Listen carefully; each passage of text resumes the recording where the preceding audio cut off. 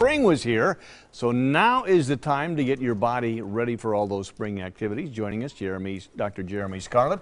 He is a pain specialist, and if you haven't played golf or tennis, you probably need to get in shape. Not so much in shape, but get stretched and prepared to play.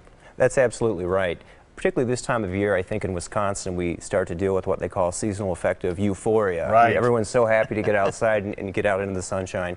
You need to be careful, though. You can't just pick up where you left off, say, last October. You have to gradually get back into things. Just because you've watched the Masters doesn't mean that you should go out and golf 36 holes. How easy is it to pull a muscle or to injure your back or something?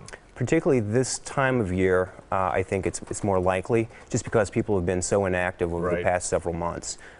That's why it's important that you want to make sure you stretch carefully before you get out there and swing a golf club or a tennis racket, as well as make sure that you're not going full force, maybe the way you were last year. Advice for certain stretching activities?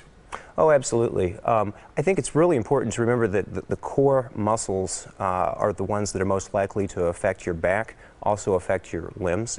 I can certainly demonstrate some exercises here that people may want to remember.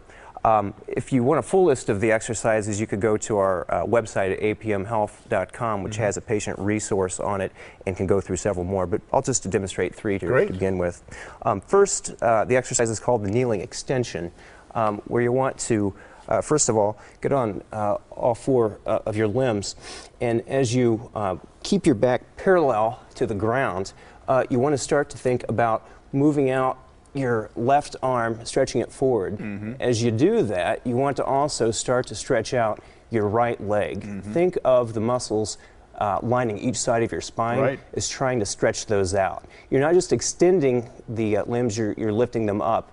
And you want to hold that for about 30 seconds on each side. And as you do that, you can start to gradually bring them back down and then go to the other side and do the same thing. Makes good sense. Absolutely. Next important exercise to do would be the plank. You'll see a lot of these in the yoga studios, where you're going to get down almost like you're in a push-up position. However, you're going to get down onto your elbows and then hold your feet back, and again, your back is going to be parallel to the ground.